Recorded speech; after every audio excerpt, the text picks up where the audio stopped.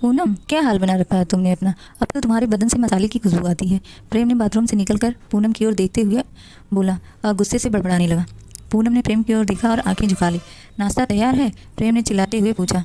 गुस्सा अपनी चरम सीमा पर था। जी, संक्षिप्त सी आवाज़ सुनाई दी। आज फिर से ब्रेड आमलेट? तुम्हारे पास मेरे लिए समय ही नहीं रहा। झटके से प्लेट पीछे सरकाते हुए प्रेम ने तैस में आकर बोला। फिर वही खामोशी। प्रेम गुस्से से भरना गया। टिफिन भी रहने दो, मैं आज ऑफिस में ही खा लूँगा। कहते हुए प्रेम ने गाड़ी की चाबी उठाई और तेजी से निकल गया। रास्ते पर मूड ऑफ रहा। ऑफिस में पहुंचकर बिजी हो गया तो उसे सब कुछ भूल गया। शाम होते हुए फिर वही कोफ्त की घर जाना ही है। जैसे ही गाड़ी में बैठा माँ का फ़ोन आ गया।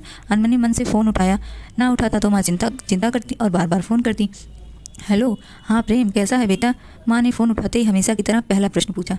ठीक हूँ माँ, प्रेम ने खुद को संयत करते हुए जवाब दिया। पर माँ तो माँ ही होती है। एक पल में माँ ने भांप लिया। प्रेम के मन में कोई कोई तो उथल पुथल मची हुई है। और सुना, बहू बच्चे ठीक है? कितने दिन हो गए तुझे देखे हुए। जब से तेरी नौकरी दूसरे शहर लगी है तरस गई हूँ मैं तुझे देखने को। टाइम निकाल कर आना जल्दी। जी माँ, जल्दी ही आऊँगा, छोटा सा उत्तर देते हुए प्रेम चुप हो गया। आज उदास क्यों है रे? माँ ने पूछा। बिना रहा ना गया। माँ ने प्रेम प्रेम का जरा सा सहारा पाते ही आक्रोश का ज्वालामुखी फूट पड़ा। माँ, वक्त के साथ साथ पूनम में बहुत बदलाव आ गए हैं। अब कुछ भी पहले जैसा नहीं रहा। ना तो अब ठीक से मेरा ध्यान रखती है, ना मेरी पसंद नापसंद का ध्यान रखती है, और ना ही मेरी पसंद का खाना बनाती है। समय नहीं रहा उसके पास अब मेरे लिए। माँ, I am fed up now. प्रेम ने मन में चल रही सारी उमड़ घुमड़ एक ही झटके में उलट दी। माँ ने ध्यानपूर्वक प्रेम की सब बातें सुनी और फिर पूछा, और तू तू नहीं बदला क्या? सच बताना, क्या तू पूनम को पहले की तरह समय देता है? पर माँ, प्रेम को एक पल तक कोई जवाब नहीं सूझा। माँ ने गहरी आवाज़ में अगला प्रश्न दागा। क्या तू उसे घुमाने, सिनेमा दिखाने या पहले की तरह शॉपिंग कराने ले जाता है? माँ, उसके पास तो टाइम ही नहीं है। यही तो सबसे बड़ी प्रॉब्लम है। बेटा, मैं भी इसी दौर से गुजर चुकी हूँ। मेरे और तेरे पापा के बीच में भी यही खाई पनपी थी। दूरियाँ इतनी बढ़ गई थी कि समय रहते तेरी दादी ने संभाल लिया। क्या? मोहन जैसे पलक झपकाना ही भूल गया। बेटा, बच्चा होने के बाद पत्नी एक माँ भी हो जाती है। घर और बच्चों की दोहरी जिंदगी जीते जीते एक पत्नी खो सी जाती है। पति शायद इस बात को उतनी गहराई से नहीं समझ पाते। तो बस उन्हें अपने हिस्से का समय चाहिए। माँ, याद है जब हम सब साथ रहते थे तो मैं किसी न किसी बहाने से तुम दोनों को बाहर भेज देती थी और बच्चों को खुद संभाल लेती थी। पर दूसरे शहर में जाकर बहू को किसका सहारा है? और फिर तू भी उसका सहारा नहीं बनेगा तो कौन बनेगा? तुझे तो उसका साथ देना चाहिए बेटा। माँ की बातें पल्ले पड़ने लगीं। उदासी के घने बादल छटने लगे। मैंने कभी इस पॉइंट ऑफ व्यू से सोचा ही नहीं।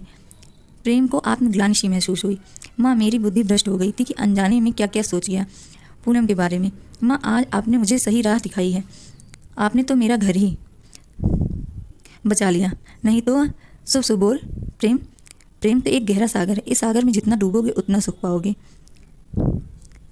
थैंक यू माँ, आपने जो सीख मुझे दी मैं उसे याद रखूँगा। शर्मिंदगी सी महसूस हुई प्रेम को, पर माँ ने अपना रोल बखूबी निभा दिया था और उथल पुथल का कीड़ा प्रेम के मन से निकाल फेंका था। सदा सुखी रहो मेरे लाल।